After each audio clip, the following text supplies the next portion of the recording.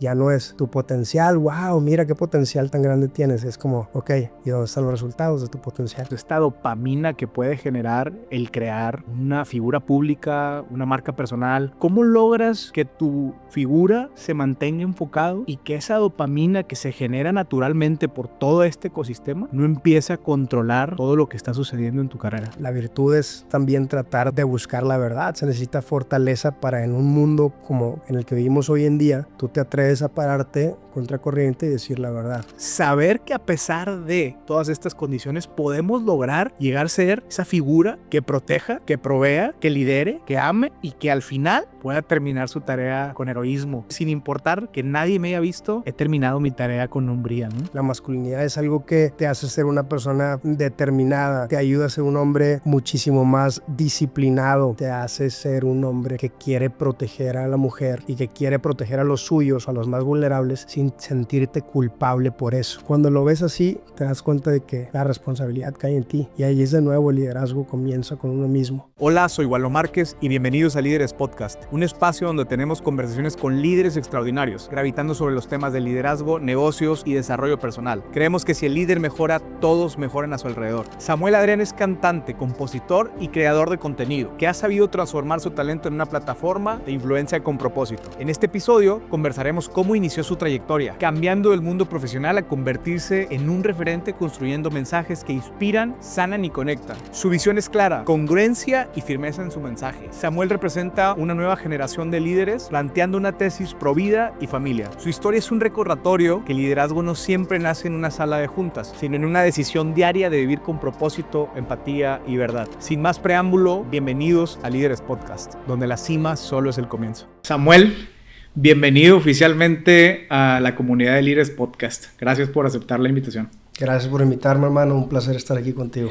Teníamos rato de conocernos. Me estaba acordando cuándo fue el día. Nos venimos de un juego de básquetbol en un parque y nos venimos por Lázaro Cárdenas. Y ahí fue cuando empezamos a conectar un poquito. Me contaste tu historia y ahí fue cuando empecé a saber de ti. Ya es un bueno. Ya tiene rato, como unos 10 años más o menos. Más o menos, sí. Y después, pues bueno, empecé a ver tu trayectoria. Te decía que me tocó ver en un avión, ya habíamos aterrizado, y justo estaba una persona al lado de mí viendo tus videos y para mí fue muy impactante decir, bueno, parte de gente que conozco, está impactando de manera positiva a la sociedad y bueno, para nosotros es un privilegio tenerte acá. Muchas gracias. Y basado en eso, la primera pregunta que tengo es, échale. ¿cuál es tu why? O sea, ¿qué es lo que mueve todo lo que eres y lo que haces? ¿Cuál es la razón de ser de todo lo que has formado? Yo creo que es ser fiel a mis principios. Es ser fiel a mi fe, a mis principios, ser fiel a mi persona, a mi propósito. Y el why es precisamente tener un why. O sea, levantarte y tener un propósito y entender que ese propósito puede estar o no alineado con tus principios. Para mí eso es muy importante porque desde pequeño se me metió en el chip que yo estaba aquí con un propósito. Siempre mis papás me dijeron que mi vida tenía un propósito. Entonces, pues yo le agradezco eso mucho a mis papás porque yo crecí realmente pensando que yo podía hacer la diferencia en la vida de los demás para bien. Y esa es parte de mi why.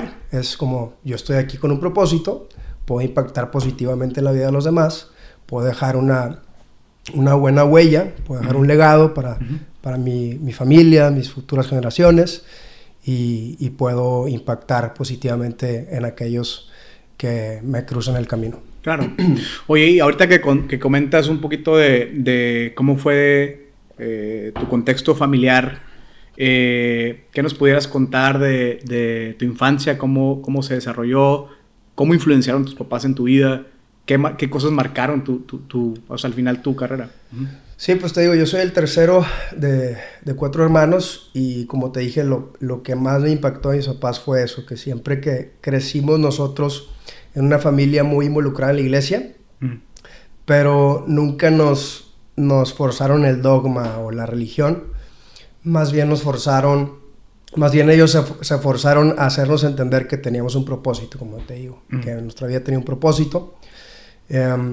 Y para mí eso fue algo bien importante. Y yo creo que las palabras que recibimos de chicos, o las acciones, o las cositas que se nos quedan de chicos, son como semillas que a su tiempo dan fruto.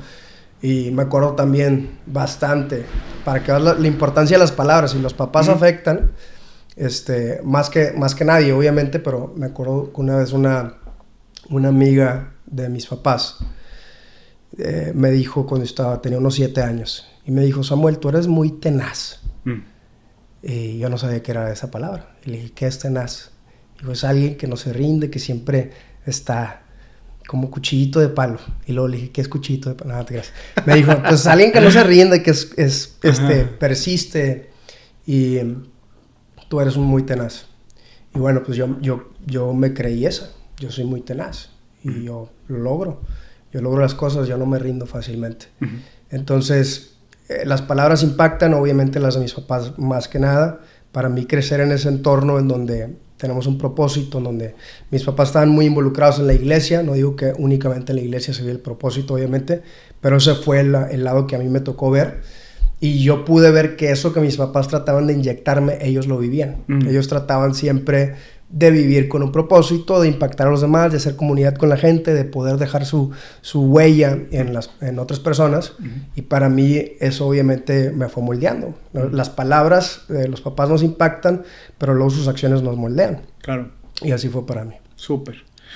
Y se me viene una palabra a la mente, que justo tienes una canción que habla de esto, sí. Y es la palabra identidad. Y esta identidad se forma o se deforma o se genera de cierta manera basado en todos esos criterios, palabras y cosas que escuchamos. Sí.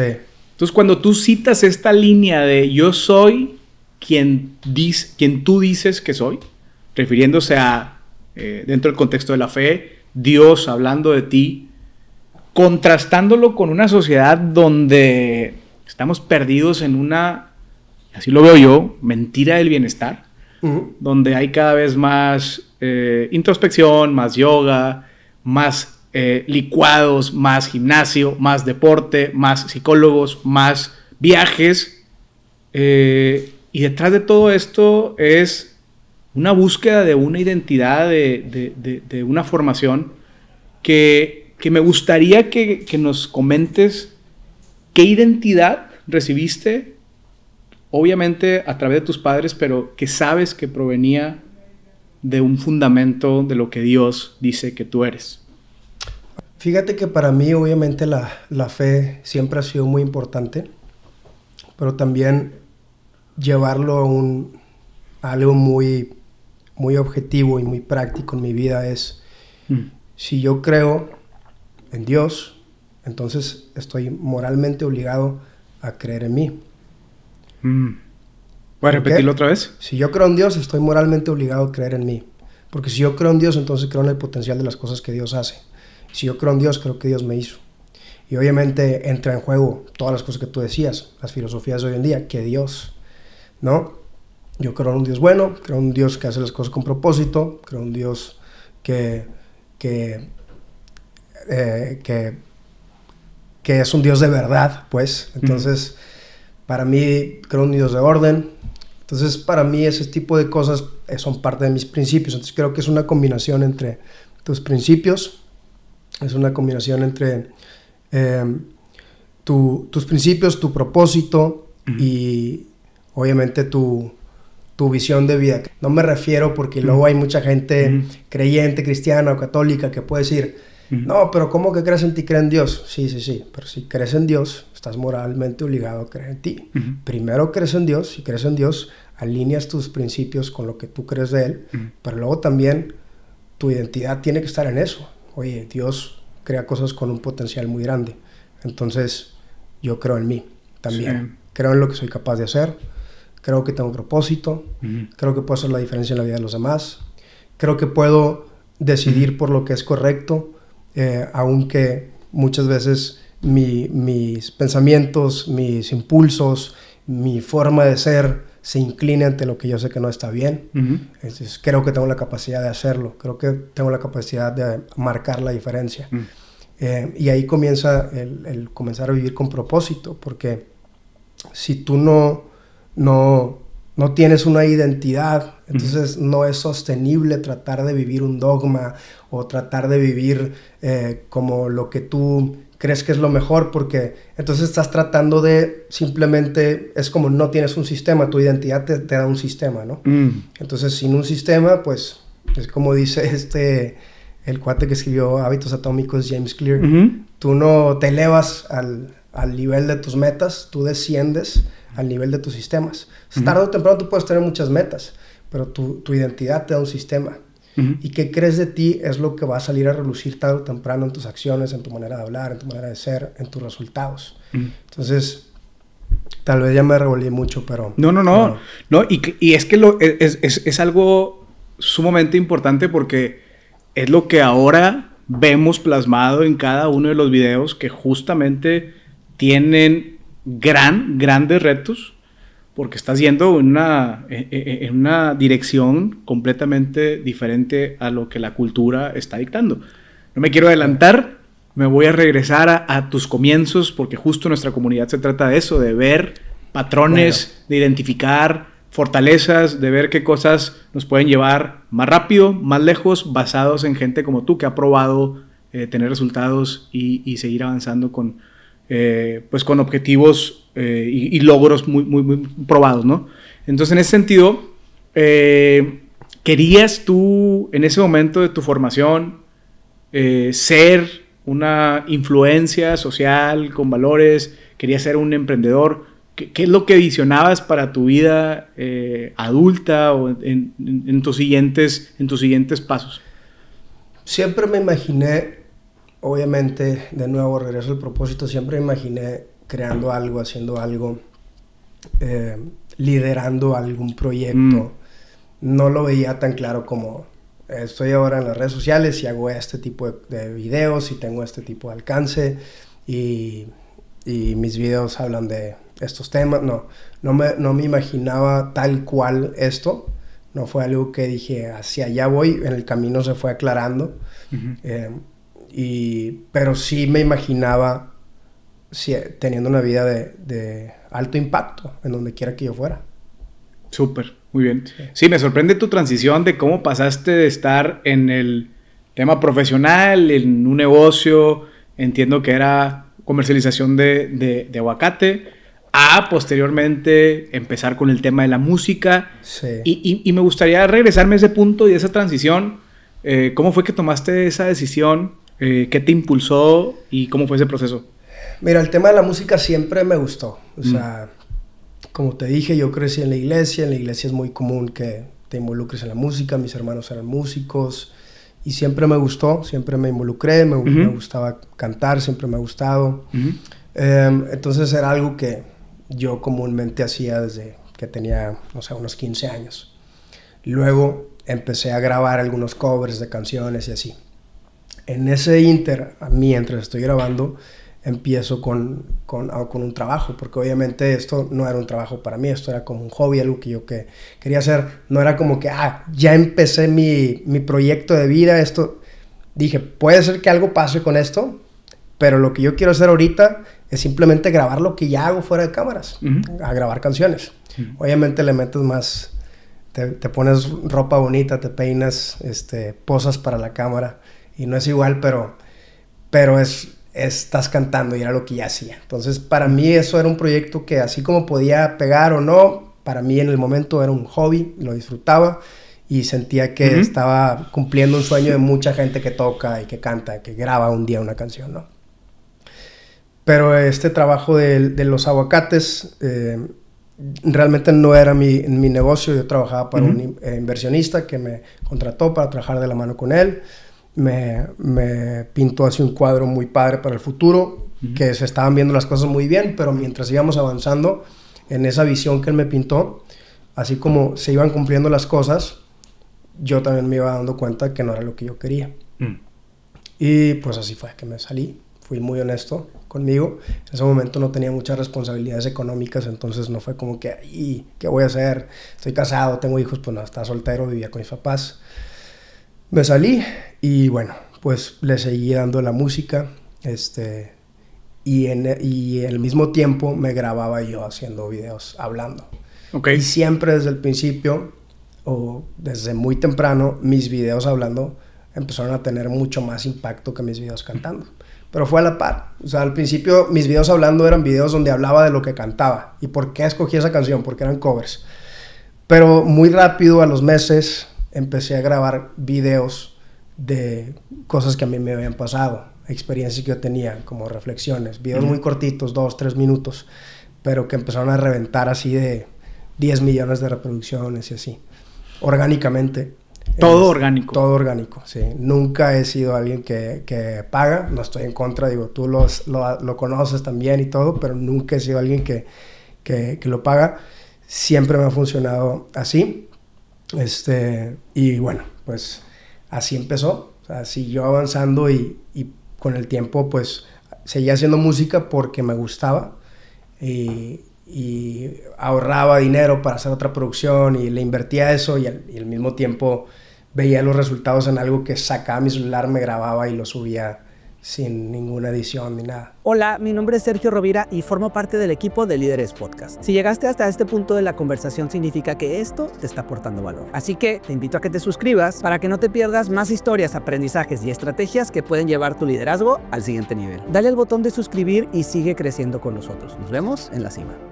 Oye, y hasta ese punto tenías un proceso creativo para diseñar estas dos vertientes de la música y los videos más orgánicos, o fue un proceso más de decir, lo voy a hacer y vamos a ver qué va pasando y sigo avanzando, o cómo era tu planeación en ese momento ante lo que estabas generando. Mi planeación era, mira, la música era algo muy, estaba haciéndolo a la par con un amigo que es productor y él me dijo, ¿quieres que escuchen tu mamá y tu abuelita las canciones o quieres que escuche más gente? Yo, no, pues quiero que escuche más gente. Entonces me dijo, entonces no grabes tus canciones, graba covers. Y me dijo, elige covers. En ese entonces no era tan común que las canciones se tradujeran, o sea, ya hubiera la versión en español oficial y todo. Entonces me dijo, escoge algunas canciones que te gustan en inglés, tradúcelas a español. Las traduje, las grabamos. Y eso era el proceso, o sea, no era la gran cosa. El proceso de la música lo hacía él, que era muchísimo mejor músico que yo. Y muchas cosas eran arreglos muy similares al original. Lo que sí era el proceso de las grabaciones que yo hacía con mi celular contando experiencias mías. Y ahí yo me sentaba con dos amigos, Eri y Guille. Me acuerdo que me llevaba una libreta así como tú tienes y nos poníamos a escribir un montón de cosas. Me decían, a ver, tú habla, cuéntanos cosas. Porque estábamos leyendo, bueno, ellos leyeron antes que yo un libro que luego me recomendaron, y que hablaba acerca de cómo comunicar un mensaje y todo. Entonces, pues yo les iba contando, eso que dijiste está padre para hacer un video de eso, eso otro que dijiste está súper bien. Y así me fueron diciendo. En ese momento yo los contrato a ellos. Fue su primer contrato. Uno de ellos ahorita la está rompiendo en el tema de las redes sociales y la viralidad. Y yo fui su primer cliente. Yo estaba trabajando en los aguacates y bueno, pues con eso les pagaba a ellos para que me dieran sus consejos. Y lo único que hacíamos era ordenar las historias en un formato de gancho, desarrollo de la historia, conclusión con una reflexión. Okay. Gancho, desarrollo de la historia, conclusión con una reflexión. Muy creativo y de pensarla mucho, no era cualquier cosa como los ganchos de ahorita. Nunca sabrás que... No, eran algo más pensado, más que llamara más la atención. Okay. Entonces, pues funcionó. O sea, funcionaba y los videos empezaron a tener muchas reproducciones. ¿Te imaginabas el impacto que ibas a tener? No. Nunca. Que te iban a estar viendo ahí en el avión y... Es algo que sí llegué a pensar y no que dije va a pasar, pero sí llegué a pensar como que wow, o sea, podría pasar que algún día alguna canción o algún video se haga viral, o llegue a muchas personas, porque en ese entonces yo creo que apenas empezaba a usar la palabra viral. Estamos hablando del 2016. casi 10 años. Y bueno, pues no me imaginaba así las cosas. Y cuando se fueron dando, obviamente, pues fue una muy grata sorpresa. Oye, y conectando con lo del Why, en ese momento me preguntabas tú antes de la entrevista de que, oye, ¿y esto como por qué lo haces, no? En este punto, ¿tenías claro que básicamente este era un medio para seguir ejecutando lo que habías recibido de tu propósito, todas estas palabras de lo que tú, hacia dónde ibas y cómo lo hacías, esta parte de la tenacidad que también te habían dicho? ¿Tenía una estrategia detrás de decir voy a hacer esto para seguir ejecutando mi Why? ¿O fue un proceso más orgánico? ¿Fue un proceso más de, mira, esto es lo que voy a hacer, esto es lo que tengo en la mano, le vamos a dar, ¿no? La verdad, fue una combinación de ambas. Yo creo que la segunda más que la primera. O sea, fue algo que se fue dando orgánico y entendiendo que todo esto tenía el potencial de tener un propósito más trascendente y de convertirse en algo que yo fuera a hacer toda mi vida y así. Entonces fue algo que poco a poco se fue armando y, como te dije hace rato, ir descubriendo en el camino para dónde ir, para dónde ya no ir, qué seguir haciendo, qué dejar de hacer, qué nuevo hacer, claro. Que es algo que me ha marcado y lo sabes, como he hecho cosas diferentes y bueno, hasta que llegó el punto donde encontré algo con lo que me sentía completamente cómodo. Y no digo que no me sentía cómodo, pero siempre sentía que faltaba algo como que no encajaba por completo y como que me preguntaba, ¿será por aquí completamente o todavía no veo el panorama? Y no digo que ahorita tenga todo el panorama completo, pero sí tengo un cuadro mucho más claro de lo que quiero y lo que estoy haciendo ahorita tiene todo que ver con ese propósito más grande y con esa visión a futuro. No, y típicamente tu audiencia, que yo formo parte de ella, parte de esa comunidad, muchas veces estamos sesgados con el hecho de esperar a que algo suceda de manera mágica para comenzar. Y entonces claro. Existe una falsa humildad dentro muchas veces de la comunidad donde dices tú, bueno, es que tengo que esperar a que esto suceda o hasta que esto se escuche o hasta que... Y muestras tú una actitud agresiva a conquistar y buscar después hacerlo más eficiente y seguir reinventándote y seguir avanzando, que no está peleado con el hecho de decir, es que me detuve a escuchar y creo que es algo que se te ha caracterizado. Sí. Y eso me gustaría platicar en la siguiente transición clave que hemos visto en tu carrera. Empiezas a hacer música, te empieza a ir muy bien, y no te quedaste ahí, o sea, te pudiste haber quedado haciendo música, que lo haces muy bien y lo sigues haciendo muy bien y creo que Gracias. Sigue teniendo impacto eso, pero seguiste avanzando. Entonces, ¿por qué se da esa transición entre la parte de la música ahora a un formato más como el que tienes ahora? Bueno, como te digo, la música la hacía y al principio la hacía como más por hobby, sí pensando qué padre si esto llega a pegar, qué bien, pero luego los videos empezaron a tener más impacto y empezaron a ser más acerca de cosas que ya no estaba hablando de la canción, sino cosas que yo sentía que eran muy mías y que eran con algo que yo podía dejarle algo a la gente. Experiencias que obviamente después se acabaron, porque ya se acabaron las experiencias que contar y pues obviamente no te vas a inventar historias, pero empiezas a hablar de otras cosas también y te das cuenta que ahí empieza a expandirse también tu alcance, porque la verdad es que no somos tan interesantes como creemos, ¿verdad? Pero sí podemos impactar con nuestra experiencia. Porque luego hay gente que solamente habla de ellos y para siempre se quedaron ahí, pues no era la idea. Entonces, ¿qué sucede? Te digo, para mí la música era este hobby que después era yo con mi trabajo voy a ahorrar y hacer otra producción, voy a ahorrar hacer otra producción, luego me caso, mis videos que tenían mucho impacto comienzan a convertirse en algo que me dejaba dinero sin darme cuenta. Un día de repente empieza a monetizar mi contenido y yo estos videos solamente los subía a Facebook, no los subía a YouTube. Entonces, mi canal de YouTube monetizaba muy poquito con la música, además porque muchos eran covers, se partía la monetización y de repente empieza a monetizar Facebook. Yo para ese entonces ya tenía años haciendo contenido, 3 años. Y de pronto empieza a monetizar, se convierte en mi trabajo y entiendo que pues ahora ya estoy casado también. Si esto es algo que siempre me ha gustado, que hago de hace 3 años sin paga, ¿por qué no seguirlo haciendo ahora que me pagan? ¿Y por qué no convertirlo en algo, en un trabajo?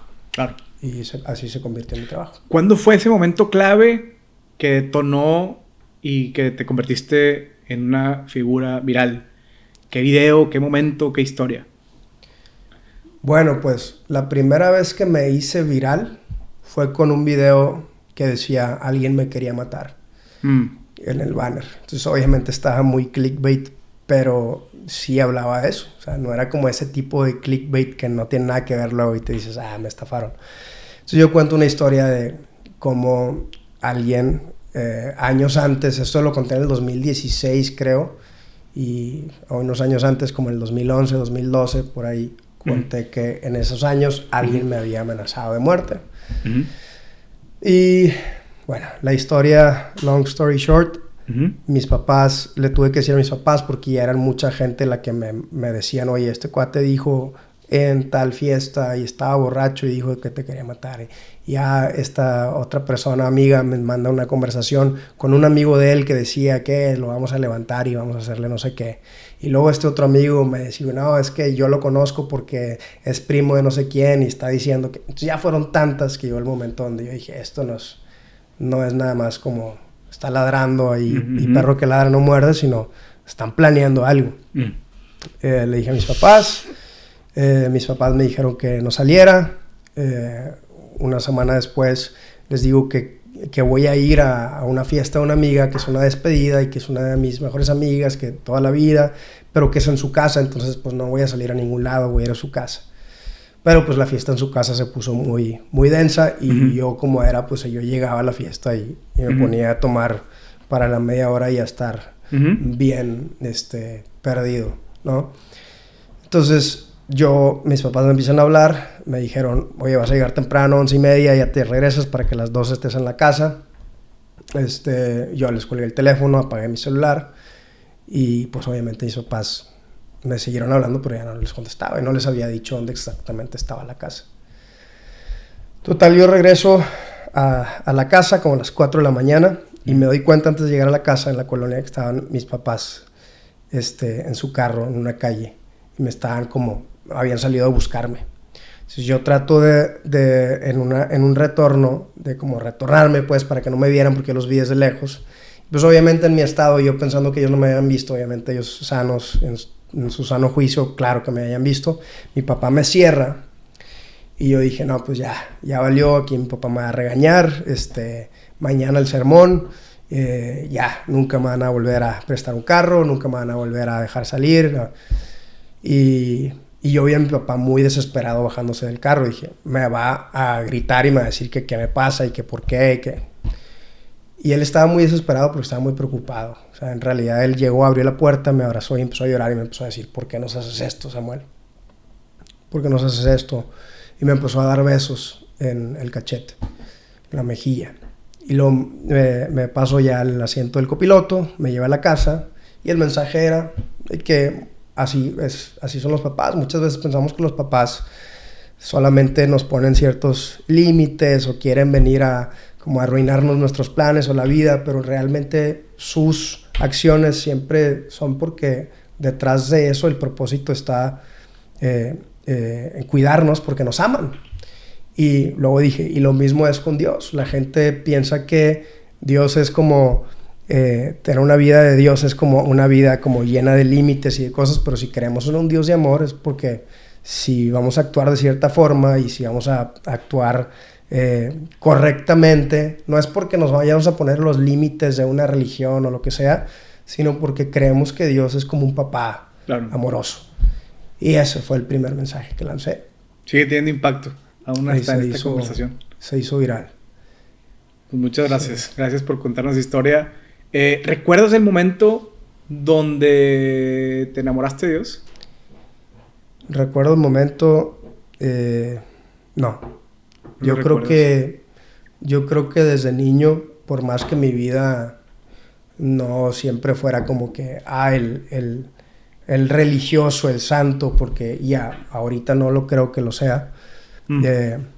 Pero yo creo que mi vida, si bien en un momento dio una imagen muy de alguien que tenía una crisis existencial, que se la pasaba tomando, fumando marihuana, peleándose, reprobado en la escuela.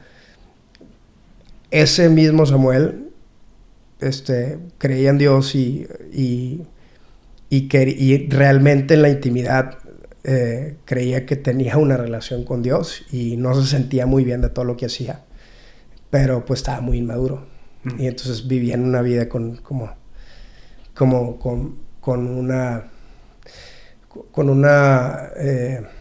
este dilema constante entre mi inmadurez y quien yo quiero llegar a ser.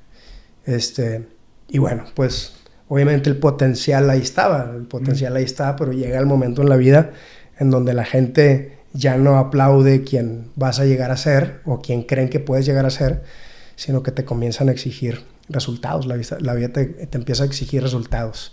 Ya no es tu potencial, wow, mira qué potencial tan grande tienes. Es como, ok, ¿y dónde están los resultados de tu potencial?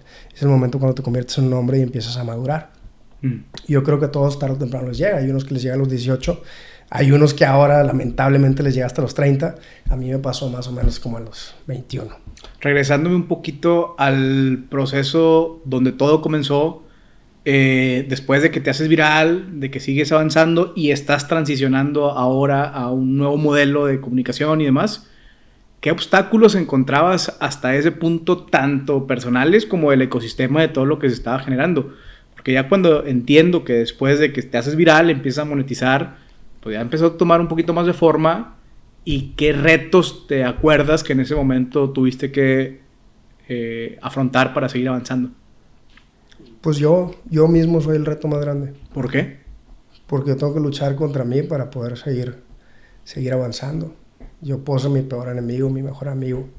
Entonces, pues llega un punto en donde como decía, o sea, no es el potencial y no es el talento, tienes que comenzar a ser disciplinado.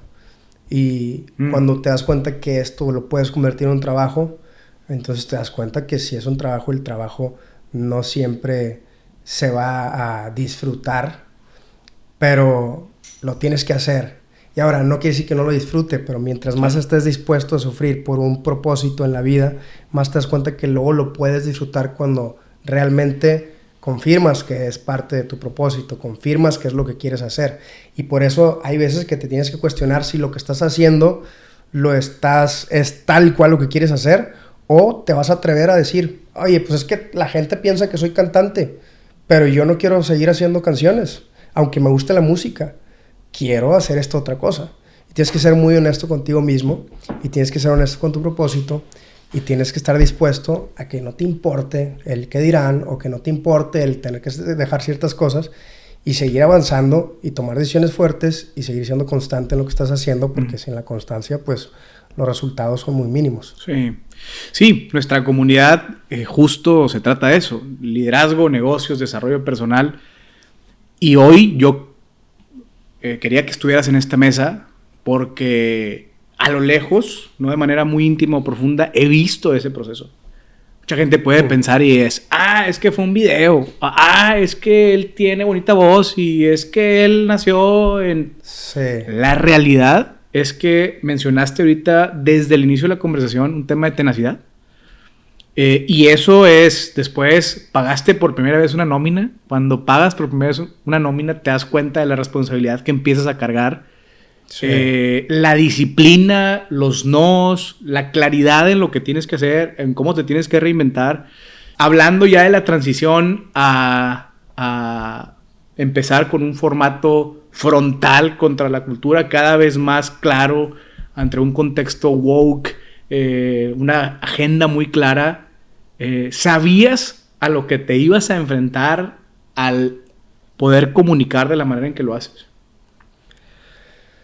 Sí, y al mismo tiempo no. O sea, obviamente te vas dando cuenta de más cosas, pero no era algo que yo me preguntara tanto. O sea, no me interesaba tanto a qué me iba a enfrentar, sino me interesaba qué tan convencido estaba de lo que tenía que hablar. Entonces, después de lo que vas a enfrentar, pues, ¿qué tiene? Sea muy grande o sea muy chico, si estás convencido de lo que tienes que hablar, entonces no importa lo demás. Y para mí fue eso, para mí fue estar muy convencido de lo que tenía que hablar, estar muy convencido del por qué lo tenía que hablar. En mi caso fue recibir la noticia de que iba a ser papá. Y fue empezar a ser más consciente de muchas cosas y entender que el que calla otorga.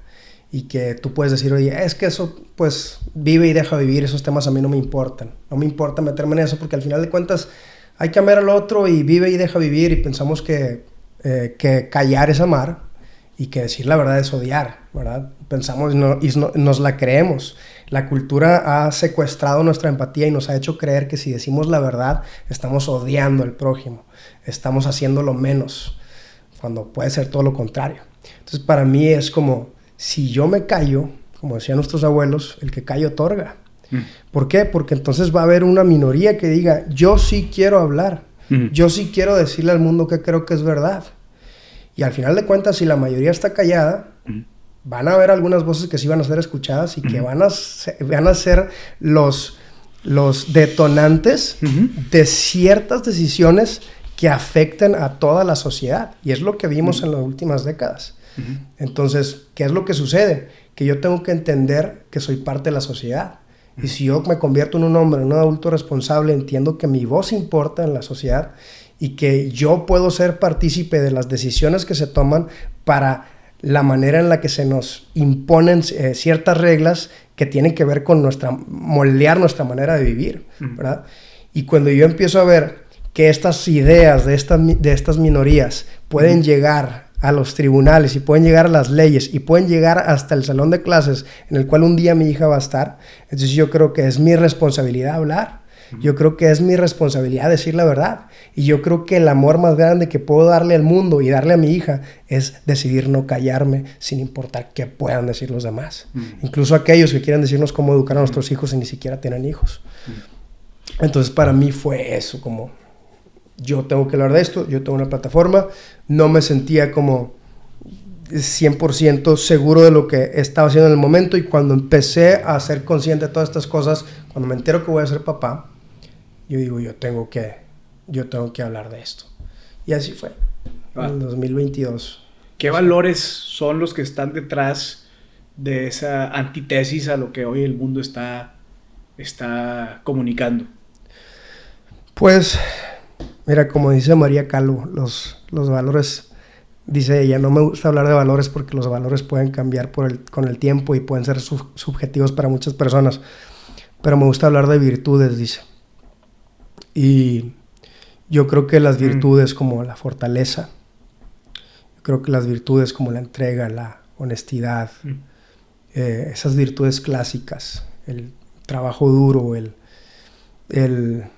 proteger la familia, o sea, y entran todas estas cosas que son sumamente importantes. Yo creo que eso fue lo que me impulsó.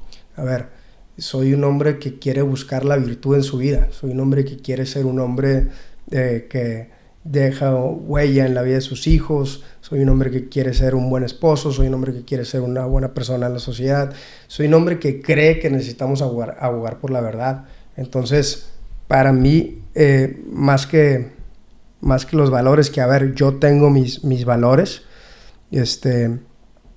y otras personas pueden, te digo, la cultura los está secuestrando y dicen que la empatía, ellos pueden ver la empatía desde su perspectiva, yo lo puedo ver desde la mía. Pero a ver, la virtud es también tratar de buscar la verdad. Se necesita fortaleza para, en un mundo como en el que vivimos hoy en día, tú te atreves a pararte contracorriente y decir la verdad. Entonces, no sé si respondí bien a tu pregunta, sí, o me fui por otro lado. No, sí. Entendemos que las minorías hoy por hoy están haciendo esa presión en diferentes plataformas y diferentes medios, pero es muy clara la agenda, ¿no? Y justo lo que hemos visto en tu proyecto o en tu trabajo es que sacas a la luz todo lo que está sucediendo y posteriormente empiezas a comunicar verdades que son las que tú crees. Sí. ¿Qué consecuencias has tenido prácticas a través de ser esa figura que hoy por hoy está yendo y contrastando esas minorías? Pues consecuencias buenas, que son más que las malas. Pues he visto que mucha gente que conocía y que yo me consta que no hablaban de esto, que les daba miedo compartir cualquier cosa,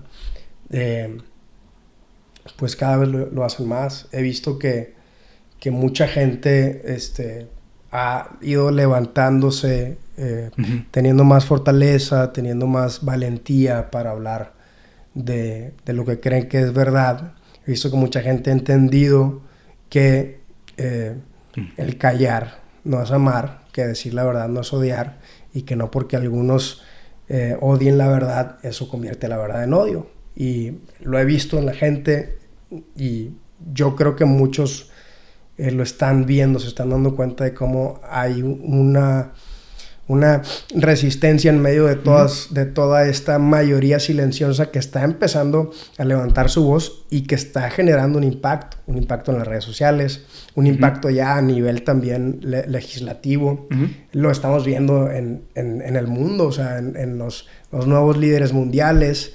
Digo, ni uno de ellos es perfecto, tienen muchos pros, luego también tienen otras deficiencias, pero al menos para mí algo bien importante y parte de mi visión es ver por las futuras generaciones y por la inocencia de los niños, que bueno, si tienen muchas cosas que arreglar estos políticos y yo no me meto las manos al fuego por ellos, pero sí puedo aplaudir algo y sí puedo estar tranquilo que al menos con las futuras generaciones no se están metiendo y que están haciendo cambios que son buenos para ellos y que le están regresando la autoridad a los papás de poder educarlos conforme a sus principios, valores, su fe y conforme a ese amor que ellos tienen para ellos, el cual siempre va a inclinarse a desearle lo mejor a ellos, ¿no? Sí. Entonces, creo que estamos viendo cambios positivos. No creo, obviamente con esto no estoy diciendo que sea porque yo lo hice, sino me siento bien de ser parte de una ola de gente que se empezó a levantar. Y creo que como parte de esa ola, ahora estoy viendo el impacto contra lo que estamos chocando y estoy viendo la fuerza de mucha gente que se está uniendo. Te escucho con mucha madurez, con mucho amor, con inteligencia. Se nota que eso se ha formado en ti o que Dios lo ha formado. Si tuvieses hoy una audiencia de esas minorías, ¿qué les dirías? Pues les diría que obviamente la lucha no es contra ellos, es contra las ideas. Es una lucha ideológica, es una guerra por la cultura. La cultura es la manera en la que el hombre o el ser humano, hombres y mujeres, ven al mundo, ¿no?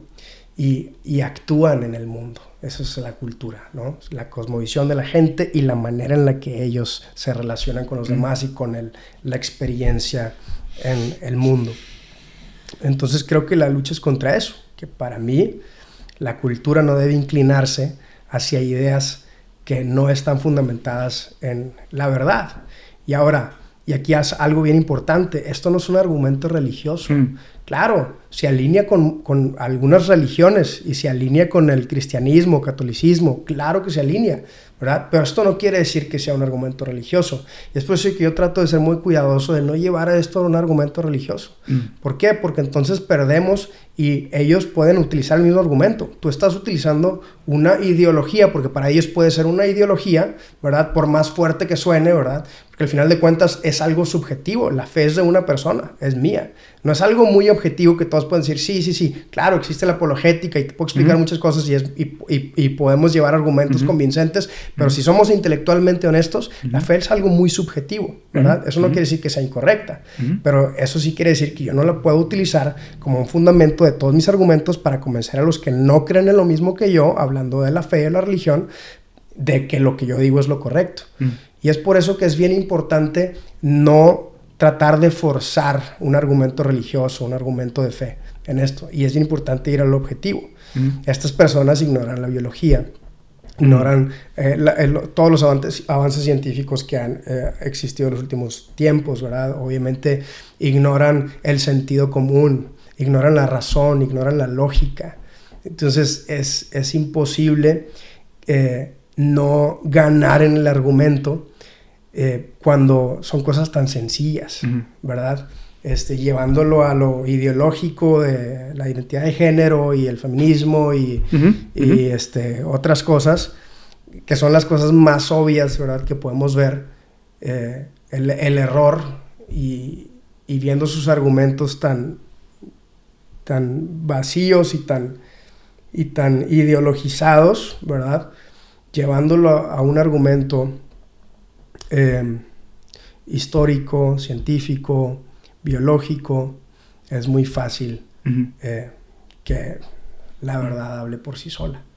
Entonces, ¿qué les diría? Que ese es el tema, no son ellos. O sea, justo hace rato grababa un video de Whoopi Goldberg, no sabes quién es, es esta actriz negrita, aquí le decimos negrito, afroamericano, ¿verdad? Y que negrito aquí no es, si hay gente de otro lado que piense que es una ofensa, pues no, aquí les decimos negro. Es una actriz negra que es muy famosa y tiene un programa que se llama The View y están muy inclinados hacia la agenda woke y todo, ¿no? Invitan a Dylan Mulvaney, que es este cuate trans, no sé si sepas quién es, el que llevó a la ruina a Bud Light. Y en ese video estoy hablando de algo que dijeron, porque básicamente están diciendo que de repente sacaron el argumento de Dios. Dijo, Dios no se equivoca, y como Dios no se equivoca, entonces Dios creó a los trans. Y es como que una onda... No voy a desarrollar todo lo que dije en el video, pero algo que mencioné en el video y lo traigo a la mesa por tu pregunta, es que yo podría estar frente a Dylan Mulvaney y no mostrarle odio. No, incluso ayudarlo si estuviéramos en alguna situación, algún escenario en donde él requiera algún tipo de ayuda, porque no es en contra de esa persona. Estuvimos el año pasado, cumplimos 5 años de casados, nos llevamos a Gala, nuestra hija, a un viaje. Estábamos allá en Londres, caminando en la calle. Nos metimos en una tienda en donde entró un transexual, pero un transexual que también se veía como así, que vivía en las calles, ¿no? Y entra y al final lo sacan porque como que algo se iba a robar. Y cuando salimos de la tienda lo vemos en la banqueta sentado.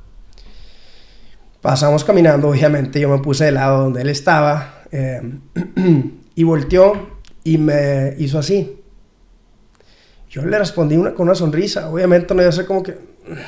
¿Sabes? O sea, porque no es como que odio a esa persona y no estoy de acuerdo, ¿verdad? Con que tú creas que eres una mujer y andes por la vida como con pechos falsos y vistiéndote como payaso, ¿verdad?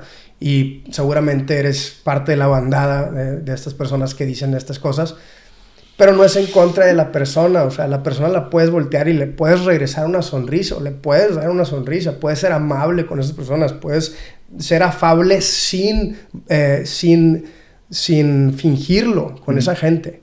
Y yo no tengo nada en contra de ellos como personas, pero sí de sus ideas, de estas ideas que son destructivas. Y a ver, estas ideas cuando se viven como persona, obviamente que llega un punto en donde, aunque yo no tenga nada en contra de ti, yo no quiero que mis hijos convivan o que tú seas un modelo para mis hijos. Yo no quiero... Ok, pero si es en contra de las ideas, pues entonces si no es en contra mía, ¿por qué yo no puedo ir a la escuela de tus hijos a leerles un libro? Es como que... Porque tu presencia emana tus ideas, no estás emanando tu persona, no estás emanando la dignidad que tienes como ser humano, estás emanando una ideología trastornada, destructiva y que confunde a los demás. Entonces no te quiero cerca de mis hijos. Pero de nuevo, solo porque estás emanando todas esas ideas, no tengo nada en contra de ti. Pero bueno, es un argumento que obviamente para algunos no va a tener sentido y es como que, pues es un odio muy grande a la persona. De nuevo, si yo me topo a esa persona, yo, Samuel, que soy un adulto, ¿verdad? Yo, si algo necesita, con todo gusto, te puedo apoyar, No es como que, que eres diferente a mí, entonces no tienes dignidad como ser humano. Claro. No, pero no voy a aceptar tus ideas. Muchas gracias. Interesante respuesta. Sí. Creo que para nosotros es importante en esta comunidad justo poder ver un poquito lo que está detrás del liderazgo, de lo que está sucediendo, el por qué está sucediendo. Y esta pregunta es muy relevante porque con esto aclaras que la realidad en tu agenda no existe nada en contra de un ser humano, de un compañero, de un amigo o papá del colegio, de un compañerito de gala. O sea, más bien estás defendiendo lo que tú consideras que es la verdad, lo que es la verdad, y te mantienes en eso a pesar de lo que en ese momento, en el corto plazo, pudiese tener de perspectiva esa otra persona. Claro. Entonces, ahora, ¿quién sí se convierte para mí en alguien que podría decir que es un enemigo? Es una persona que intenta imponer esas ideas en los niños, deliberadamente introducirlas en ellos. Para mí ahí sí se convierte en una persona que no es mi amigo. No quiero que forme parte de mi vida, no voy a interesarme por servirte. El mejor servicio que puedo hacer por ti es impedir que le hagas daño a los demás. Entonces, ahí sí. Me tocó escuchar una historia de justo en un colegio acá de Monterrey. En la semana del estudiante, el Student of the Week, justo a una niña que tiene 2 papás, le tocó presentar, le tocó ser el estudiante. Y justo en ese momento, los niños o los compañeros pues, no asistieron en ese día. Entonces no me imagino el impacto que tuvo en esa niña. Y ahí es donde creo que en este momento, si bien tú eres el entrevistado, me gustaría saber tu opinión acerca del tema de la masculinidad. Porque ese sentido protector que comenzó probablemente cuando nació Gala, que lo mencionabas ahorita, que ahí hubo un antes y un después de poder pararte dentro de tus conceptos o lo que tú crees, está siendo claramente atacado. O sea, es el target. De ahí es donde empieza a desconfigurarse todo. Claro. Entonces, para ti, ¿qué es la masculinidad? ¿Qué es lo que tú levantas a través de ese concepto? Para mí la masculinidad es una responsabilidad. O sea, yo tengo la responsabilidad de ser un hombre masculino, porque el hombre tiene esos atributos, pero la cultura nos ha ido moldeando para que no desarrollemos esos atributos, porque según la cultura o según el mainstream hoy en día, esos atributos son tóxicos, pero esos atributos son sumamente necesarios. Entonces, decía C.S. Lewis en su libro La abolición del hombre, que el hombre tiene como estas dos...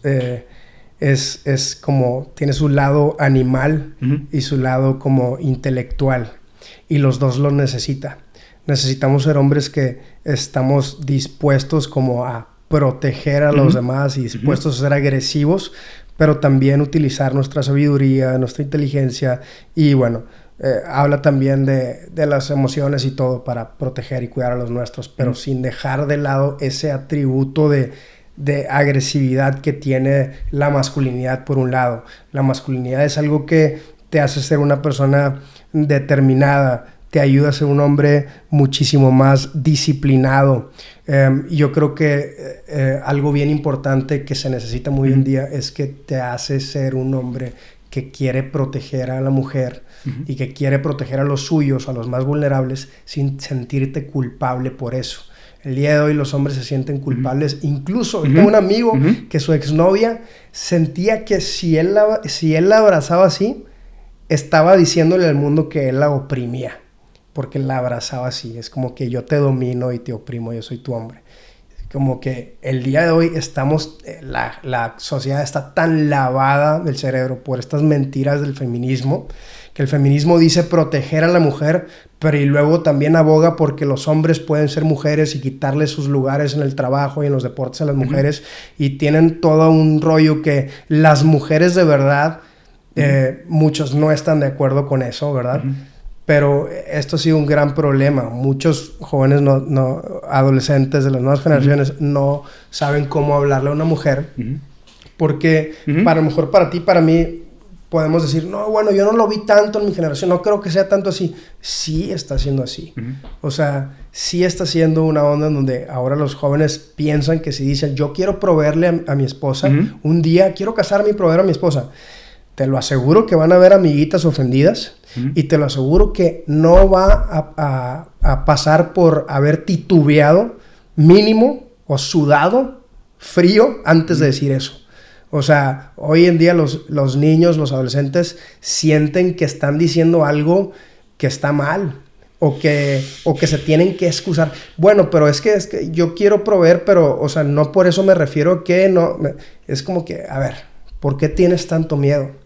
Y hay una narrativa que le está diciendo a las mujeres que no necesitan a los hombres y que los hombres son tontos y que los hombres no tienen la capacidad y que los hombres las han oprimido por tanto tiempo y que gracias a los hombres es que las mujeres sufrieron tanto. Y a ver, no vamos a negar que en su inicio el movimiento feminista tuvo mucho que ver con cosas que eran importantes y necesarias, como la votación de la mujer. Pero a ver, cuando se votó por la mujer, hubieron muchos hombres que fueron muy importantes en esa decisión. Cuando se aceptó la votación de la mujer y cuando la mujer comenzó a tener un rol más presente en la sociedad, a involucrarse más en los puestos, en el trabajo y todo, hubieron muchos hombres que sin ellos no hubieran podido hacer eso. Siempre hemos trabajado de la mano y ahí sí ahí sí ha visto un verdadero progreso, pero luego hay se tergiversa este progreso y comienza a haber una ola de un feminismo tóxico, de un feminismo que viene a decir que los hombres son el enemigo y que viene a pintar una historia que no es verdad, y luego que el objetivo final es destruir a la familia. ¿Y por qué destruir a la familia? Porque sin familia ya no necesitas al hombre y sin familia ya no tienes más seres humanos. Y parte de todo esto nos meteríamos a algo más profundo, pero están ciertas personas que quieren bajar el nivel de la población y ahí está toda la información y es parte dice Miklos Lukács, un buen amigo académico y un mentor que aprecio bastante, que tuve el privilegio de dar conferencias con él el año pasado en Colombia. Dice, si te das cuenta, todo es control demográfico. Y es como el movimiento LGBT, control demográfico, porque no se reproducen. El feminismo, control demográfico, porque los hombres y las mujeres ya no están juntos, ya la gente ya no quiere tener hijos, las mujeres piensan que si tienen hijos entonces están perdiendo sus sueños en la vida y ya su propósito ya se fue, y entonces ya tener un hijo es algo que te reprime tu propósito y es algo que no te da una vida que tenga el potencial de trascender. Control demográfico, y ya no hay más personas. El aborto, la agenda abortista que se impulsa tanto, control demográfico, ya no hay más personas. Es decir, que el ser humano es una plaga humana y que una plaga humana, pues, obviamente, una plaga en el mundo, y que nosotros somos los causantes de el calentamiento global. Bueno, control demográfico. Y para empezar hay que entender también el calentamiento global y los números que no cuadran cuando realmente el porcentaje de contaminación del hombre que afecta bueno, nos meteremos en un tema que afecta a la atmósfera y a una parte de la atmósfera que no tiene que ver con todo lo que está sucediendo. No es por ahí. O sea, claro, hay cambios climáticos, pero son cambios que se dan de manera natural por las etapas de la Tierra, y eso lo explica a la perfección él. Tengo ahí en mi canal una entrevista con él, para los que lo quieran ver. Pero te das cuenta que todo es un control demográfico, bajar la población de seres humanos. ¿Por qué? Porque hay ciertas personas que dicen que el ser humano es una plaga, y porque hay planes que a lo mejor nosotros no sabemos, pero bueno, creo que es muy obvio. No, siguiendo con esta misma línea, la masculinidad es un hecho, y esto sucede y ha sucedido por mucho tiempo, que la iglesia no ha podido lidiar o tratar específicamente con un tema de desviaciones sexuales, porque lo ha etiquetado de tal manera que pareciese que la definición de la vida o la espiritualidad de esa persona dependiese específicamente de ese elemento. ¿A qué voy con esto? Que lo mencionabas al inicio de la entrevista. O sea, todo esto que vemos es algo externo. O sea, todas son situaciones que se están presentando, mensajes, comunicaciones. Pero cuando tratas y buscas que se levante este elemento del prototipo original o la masculinidad dentro de... Y hablando específicamente de una generación como la de ahora que cada vez es más tibia, empiezas a encontrarte con retos personales, con retos de pienso o quiero hacer cosas diferentes a las que debo de hacer. Tengo naturalmente o físicamente situaciones complejas que me impiden lograr lo que debo de hacer. Y en tu caso, yo te puedo contar 1000 situaciones físicas que a lo mejor no son las que hubiese tenido para poder seguir desarrollando lo que ahora soy. En tu caso, hay un elemento que has contado de déficit de atención. Sí. Hay elementos externos o el contexto donde crecimos que no apunta muchas veces a lo que tenemos que llegar a hacer o lograr. Entonces tienes elementos externos, elementos internos, patrones, preferencias distorsionados. Y eso es lo que ha terminado definiendo a nuestra generación. Sí. Y cuando nosotros entendemos, y vuelvo al caso de la iglesia, que la etiqueta de el déficit de atención, en mi caso, te digo, 1000 elementos que no apuntan a lo que ahora soy, a lo que ahora tengo,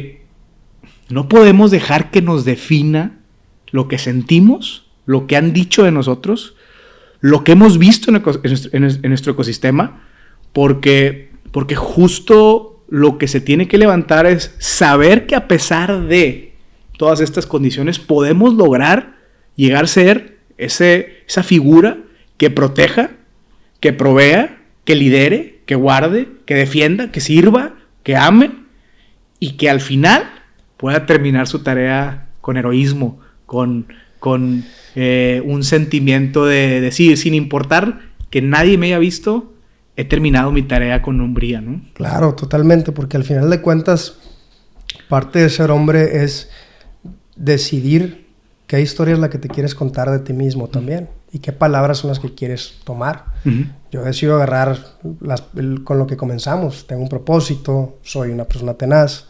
Sí, alguien una vez, un psiquiatra me dijo, tienes déficit de atención con hiperactividad.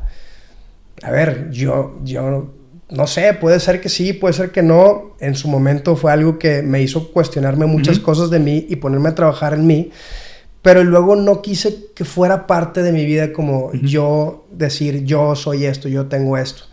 A ver, sí, puede ser que mi cerebro funcione un poquito diferente, pero no sé si es por el déficit de atención, simplemente porque yo soy diferente y todas las personas tienen sus cosas, ¿no? Y más porque hoy en día te metes a las redes sociales, nada más buscas 2-3 videos de déficit de atención y te van a salir miles de personas que se autodiagnostican y que ahora su contenido es de tengo déficit de atención y se victimizan y también hacen de eso como algo que se aplaude, no sé, como que algo que les gusta. Y para mí no es que sea algo que no me gusta ni algo que me gusta, o sea, simplemente es algo que no quiero que sea parte de. O sea, si alguien me dijo, pero esas son las palabras que yo voy a tomar. Esa persona me dijo, tu vida hubiera sido muy diferente. ¿Quiero que mi vida hubiera sido muy diferente? Claro que no. O sea, si tú hubieras dado cuenta antes que tenías déficit de atención, así me dijo, hubiera sido muy diferente.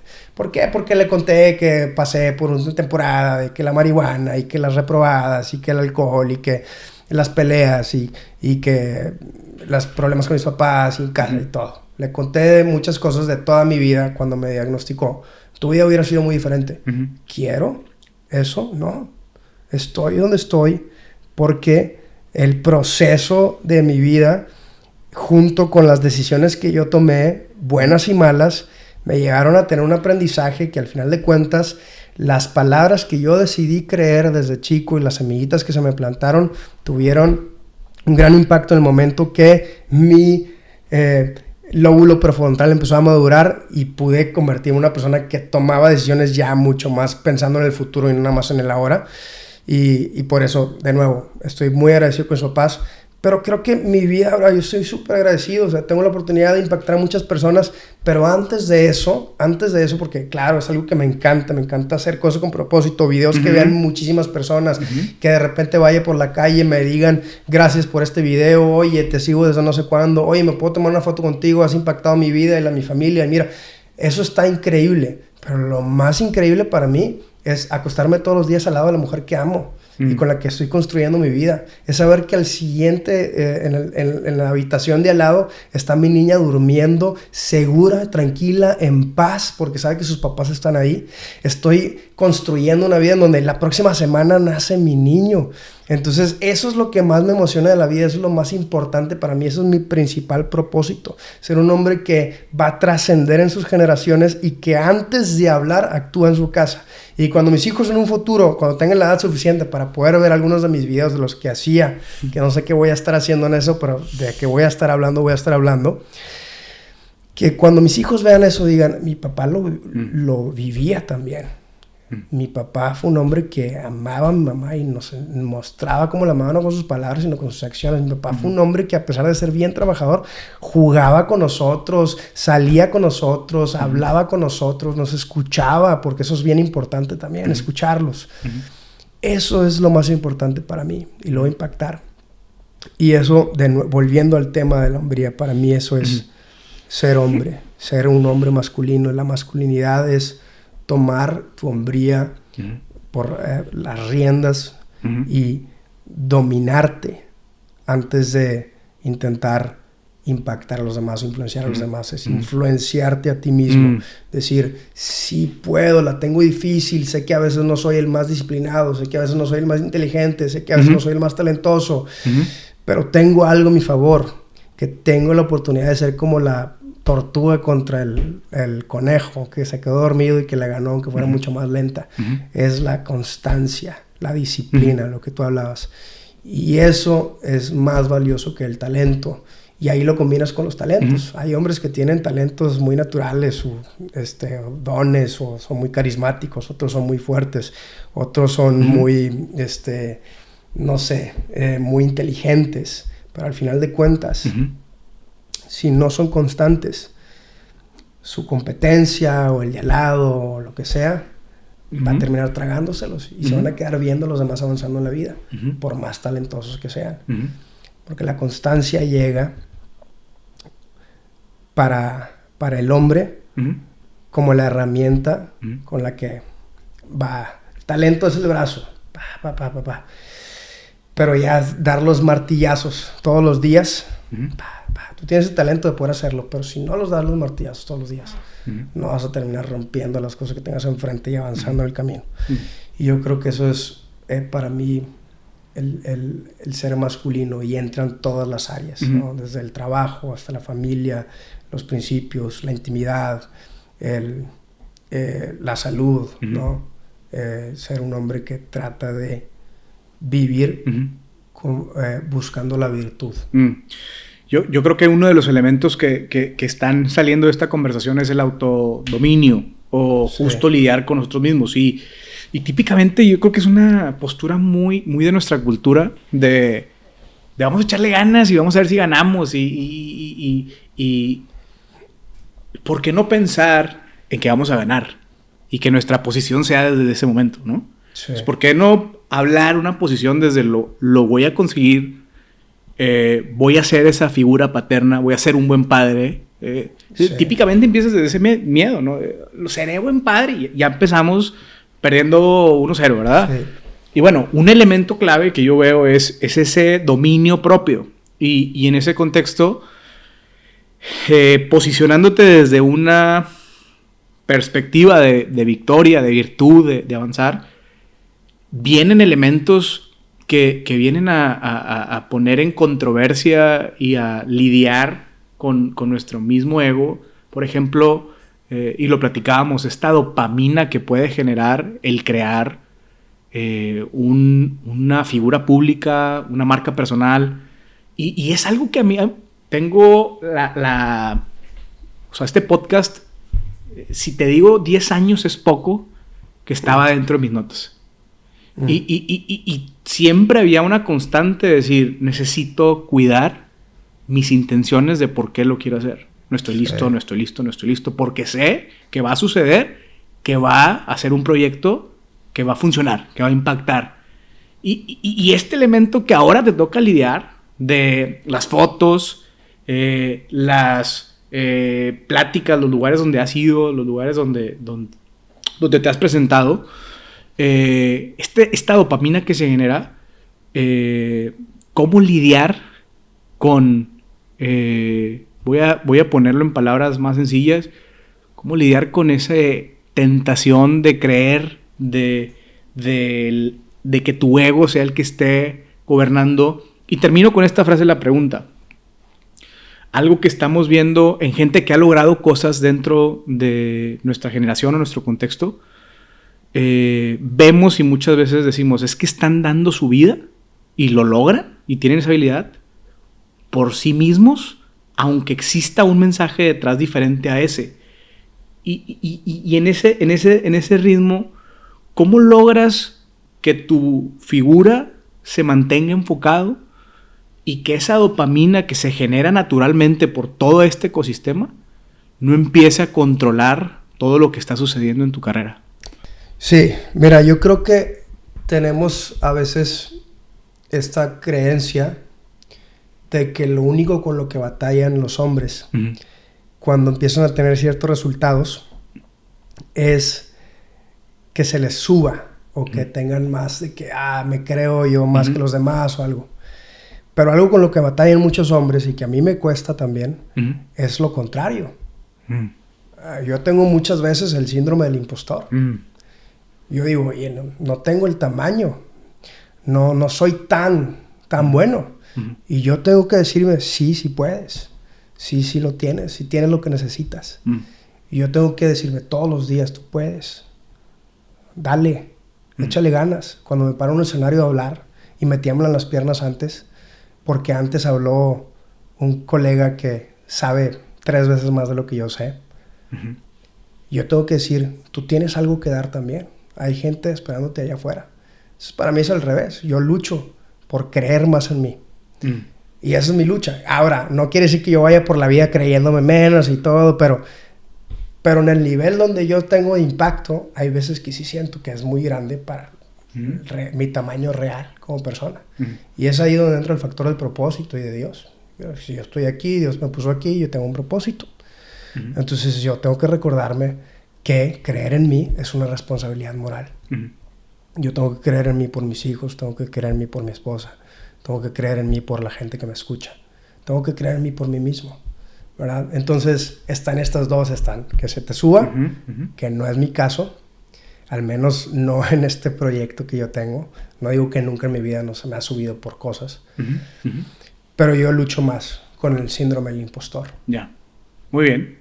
Pues para ir aterrizando, un elemento distintivo de nuestra comunidad es este balance entre la productividad y la familia. ¿Cómo manejas tu agenda para que tus prioridades sigan siendo las que empujas y dices sobre todo es la parte de la familia? Tener un buen equipo. Tener un buen equipo, delegar, partir el pastel con los demás. Ser una persona que da oportunidades y que confía en que hay gente que puede venir a desarrollar su talento en cosas que son mucho mejor que tú y te pueden ayudar a crecer. Saber que a lo mejor solo llegas más rápido, pero juntos podemos llegar más lejos. Y además en el proceso te das cuenta que tienes un poquito más de tiempo. Entonces para mí ha sido así. O sea, para mí ha sido no pueden pasar ciertos meses sin que alguien esté haciendo lo que yo estoy haciendo ahorita. Y yo tengo que estar haciendo algo más. O sea, yo empecé grabándome con mi celular, editando mis videos, escribiendo yo todo, haciendo toda la investigación yo. Y ahora tengo gente que me ayuda investigando también temas. Tengo gente que me ayuda redactando algunas cosas. Tengo gente que me ayuda editando los videos. Tengo gente que me da también sus opiniones y puntos de vista, ¿verdad? Y no soy ya yo solo. Y he encontrado que hay personas que han venido a aportar bastante y que el proyecto, en lugar de decir, es que estoy partiendo y me queda un pedazo más chico, me queda un pedazo más chico de un pastel mucho más grande. Y además me queda algo bien padre, que es más tiempo. Entonces, para mí, eso es la clave, es tener un buen equipo. Y obviamente, a ver, muchas veces, aunque tengas un buen equipo, tienes demasiadas cosas encima y descuidas la familia y todo. Pero yo creo que te puedes hacer el tiempo.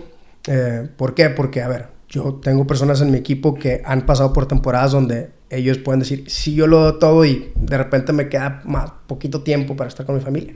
Y yo he tenido temporadas donde estoy dando todo en el equipo y tengo más poquito tiempo para estar con mi familia. La cosa es administrar ese tiempo y hacer que ese tiempo sea de calidad. Y otra cosa que para mí es bien importante es entender que para los niños, por ejemplo, la perspectiva del tiempo es bien diferente a la de nosotros. O sea, nunca te ha pasado que incluso el espacio, el tiempo y el espacio. Antes, cuando cumplíamos años, pensábamos, un año, o sea, pues ahorita los años se pasan rapidísimo, ¿no? Antes decíamos, no, ya pasó otro año, wow, increíble, cumplí años, ¿no? Todo el tiempo que pasó. Ahorita es así, ya cumpliste años, y así ya cumpliste años otra vez, y así ya cumpliste años otra vez. O el espacio, ibas a un lugar, me acuerdo de que este lugar, este cuarto, este campo, este parque se me hacía enorme, y estaba bien chiquito, ¿verdad? Entonces, tomando en cuenta eso y aplicándolo con nuestros hijos, es entender que si tú les entregas 1 hora de tu tiempo, por ejemplo, si le puedes entregar más, bien. Si hay gente que de pronto tiene media hora para darle a sus hijos, no te sientes tan mal, porque esa media hora para ellos se siente como para ti se sienten 3 horas, ¿verdad? Y ese momento que estuviste ahí, que para ti, para ellos fue algo increíble. Lo sacaste al parque y para ellos lo sacaste a una experiencia increíble, porque el niño y los niños siguen teniendo algo que nosotros perdemos con la edad y que necesitamos recuperar, que es la capacidad de asombro. Entonces, para ellos una salida del parque no significa lo mismo que para ti. Para ellos el cuarto de juegos no es del mismo tamaño que es para ti. Para ellos media hora no es lo mismo que para ti. Entonces yo creo, y lo digo porque es importante que también los que no tienen tanto tiempo de pronto no se sientan mal de que, es que yo y nada más vi a mi hijo. No, o sea, esos que sean 30 minutos pero de calidad y hazlos reír, juega y todo. Y cuando tengas más tiempo el fin de semana, pues aprovecha, pero no te castigues tanto cuando tengas poquitos minutos. Súper. ¿Qué proyectos siguen para Samuel Adrián? Sigue un proyecto que tengo planeado desde hace muchos años, que se llama Fundamento, que igual en la intimidad fue tomando forma y en la intimidad fue evolucionando hasta que decidimos que fuera este proyecto. Fundamento es un movimiento que es en pro de la familia, en pro de la masculinidad, en pro del pensamiento crítico, en pro de la verdad. De hecho, Fundamento tiene un lema que dice, una lucha, una verdad. Y bueno, es un movimiento que pues, va a estar en redes sociales, va a tener una plataforma también. Estamos desarrollando tanto talleres como cursos, como clases, cápsulas, documentales. Tenemos nuestro primer documental que se llama Cuerpos en Venta y hablamos del fenómeno de OnlyFans y del valor de la mujer. Estamos en pláticas con algunos senadores, doctores y congresistas de Colombia. Vamos a ir a grabar un documental este año, primero Dios, que se llama, bueno, no quiero decir el nombre, pero vamos a hablar acerca de la niñez trans allá en Colombia. Y tenemos otros documentales que vienen en puerta. Y bueno, pues esta plataforma va a estar ahí para la gente que obviamente va a tener espacios de muchos temas. Parte de eso que para mí es importante es enseñar a la gente con pequeños talleres muy prácticos a cómo ellos también poder crear una plataforma y utilizar, incluso si ellos quieren hablar de todos estos temas que yo hablo, pues utilizar los talleres que hay de masculinidad, si quieren hablar de masculinidad. Van a haber personas profesionales hablando de crianza, hablando de ciertos temas ideológicos, hablando del feminismo, del aborto, por ejemplo. Van a haber personas que hablan de lo que está pasando en el mundo a nivel global, hablando del globalismo, por ejemplo. Van a haber gente hablando de las mujeres, de la feminidad, estos documentales. Entonces la gente va a tener un montón de información que si ellos dicen, me quiero ir por esta línea o quiero hablar de todas estas cosas, en esta plataforma me puedo preparar para saber cómo hacer videos, cómo organizar mis guiones y cómo tener más alcance y cómo generar un impacto más fuerte en la comunidad, al mismo tiempo de que de aquí me puedo alimentar para hacer videos y cosas. Y la idea es que la gente pues también desarrolle un pensamiento crítico y que tenga muchas herramientas, por ejemplo, los papás con sus hijos, esas conversaciones incómodas que se tienen que dar y que hoy en día más que nunca los papás están preocupados por tenerlas y no saben cómo tenerlas. La idea es que esta plataforma provea de muchas de esas cosas, pero además es un movimiento, te digo, en redes sociales, y queremos hacer un movimiento que después haga eventos presenciales alrededor de Latinoamérica. Que vamos a tener los primeros probablemente en Colombia presentando este documental que te contaba. Perfecto. ¿Verdad? Felicidades. Muchas gracias. Suena ambicioso, suena interesante y suena que va a tener un gran impacto. Muchas gracias. Oye, cerrando y por último, ¿qué le gustaría a Samuel Adrián que el mundo sepa a través de su liderazgo? A través de mi liderazgo, pues que la batalla más difícil del líder y la más importante y trascendente es liderarse uno mismo. Primero, tú no puedes tratar de influenciar a los demás si ni siquiera tienes el poder de influenciarte a ti. Y esto no quiere decir que seas perfecto, que nunca falles, que nunca caigas, que no cometas errores, que seas el moralmente más íntegro y intachable. No. Esto quiere decir que eres alguien que constantemente está dispuesto a levantarse y decir, hoy me la voy a jugar otra vez. Y puedo tener días en donde caiga, y puedo tener momentos del día en donde caiga, pero no quiere decir que mi día ya se convirtió en un día de derrota. Entonces no voy a perder esa mentalidad de que estoy allí con propósito, de que puedo trascender en las siguientes generaciones, de que puedo hacer el bien en este mundo, de que puedo ser un hombre de verdad sin miedo. Y yo le diría a la gente, empieza por conquistarte a ti, no te castigues tanto. ¿Qué le diría a mi yo de 15 años? Le diría, yo creo que algo así también. Y bueno, no le diría mucho porque le diría que no le quiero arruinar la experiencia, pero me voy a ir y que va a aprender y que las cosas van a salir bien, pero me voy a ir con la segunda pregunta de la misma que me habías dicho que me ibas a hacer, que es, ¿qué le dirías a tu yo de 70 años, verdad? O más bien, ¿qué le preguntarías? ¿Era qué le preguntarías? Sí, ¿no? sí. Y ahí es como algo que yo quiero que lo quería tomar porque complementa es... Muchas veces pensamos que le preguntaríamos como que qué consejo me das o cómo va a estar todo. Y un lema para mí, que con esto quiero cerrar todo lo que hablamos de la masculinidad, es yo me encargo. Y si yo estuviera con mi yo de 70 años, no le preguntaría qué me aconsejas, qué me dices. Más bien le dirías, no te preocupes. No te preocupes, Samuel de 70 años, yo me encargo. Yo me encargo de que tengas salud. Yo me encargo de que llegues bien con tu esposa. Yo me encargo de que sigas teniendo una buena relación con tus hijos. Yo me encargo de que estés fuerte. Yo me encargo de que seas un hombre con buenos principios y que sea congruente con lo que dice. Yo me encargo de que sigas teniendo un techo en donde vivir. Porque de alguna forma, y esto es como una metáfora, porque obviamente todos honramos a nuestros papás o figuras paternas, pero de alguna forma el hombre llega al punto en su vida en donde se convierte en su propio padre. Tú te vas a alimentar, tú te vas a educar, tú te vas a cuidar, tú te vas a dar de comer, o sea, alimentar pues, pero te vas a alimentar también en tu mente y tú vas a cuidar tus relaciones. Entonces, cuando lo ves así, te das cuenta de que la responsabilidad cae en ti y ahí es de nuevo el liderazgo comienza con uno mismo. Y yo creo que esta frase se las dejaría a todas esas personas de liderazgo, es dite el espejo en las mañanas, hey, quiero lograr esto y esto y esto, me veo así en 10 años.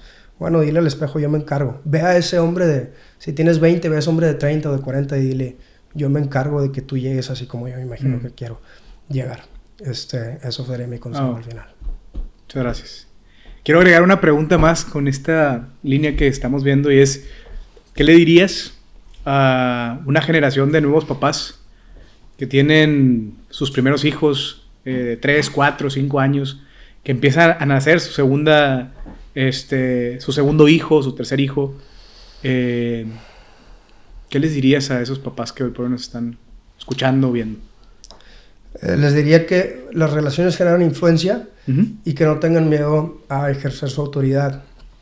Porque la misma narrativa de hoy en día nos dice que los seres humanos somos débiles y los hombres somos débiles y que los niños son tan débiles que cualquier cosita que tú hagas por ejercer tu autoridad puede traumarlos de por vida. Pero lo que sí puede traumarlos de por vida es que alguien venga y les cuente mentiras. Es que alguien venga y abuse de ellos psicológica, física o sexualmente. No es que tú les digas, ¡hey! No, a tu cuarto. ¡Hey! Ya no hay tele. ¡Hey! Eso no está bien. ¡Hey! Vamos a hablar. Entonces, la disciplina es bien importante. A nadie le gusta la disciplina al principio, como dice la Biblia, ¿no? Pero a su tiempo da su fruto y sus resultados. Y es un fruto bueno. Un fruto que se disfruta. Y un fruto que te van a agradecer tus hijos. Y que es necesario. Entonces, no seas el capataz ogro que solo llega a regañar, pero no le tengas miedo a disciplinar, a hablar, a mostrar que tú eres el hombre o la mujer de la casa, la autoridad, pero al mismo tiempo ten una relación con ellos, escúchalos, juega con ellos. Hicieron un estudio y le preguntaron a los niños que cuándo se sentían más amados. No me acuerdo del estudio, pero si lo quieren buscar, búsquenlo, pero la mayoría de los niños decían, ¿cómo se sentían amados por sus papás? Y ellos decían, porque juegan conmigo. Un niño se siente más amado cuando tú juegas con él. Tú puedes decir, todos los días le digo que lo amo, todos los días le hago su lonche, todos los días le hago de comer bien rico y le tiendo su cama y le hago cosas y le preparo no sé qué para la escuela. Todos los días lo llevo y lo recojo. Sí, qué padre. Pero necesitas también escuchar qué es importante para el niño en su etapa y qué tanto impacto tiene. No que le digas te amo, díselo, es bien importante, no lo dejes de hacer, no le dejes de hacer su lonche, atender su cama, planchar su ropa, lo que tú quieras, prepararle algo bonito el fin de semana. Juega con ellos, porque los niños se sienten más amados cuando juegas con ellos. De repente escúchalos, de repente te da miedo las pantallas, sí, todo, pero no las satanicemos. De repente aviéntate la película que quiere ver tu hijo o tu hija con ellos. Y esas dos cosas, autoridad y relación. Muchísimas gracias.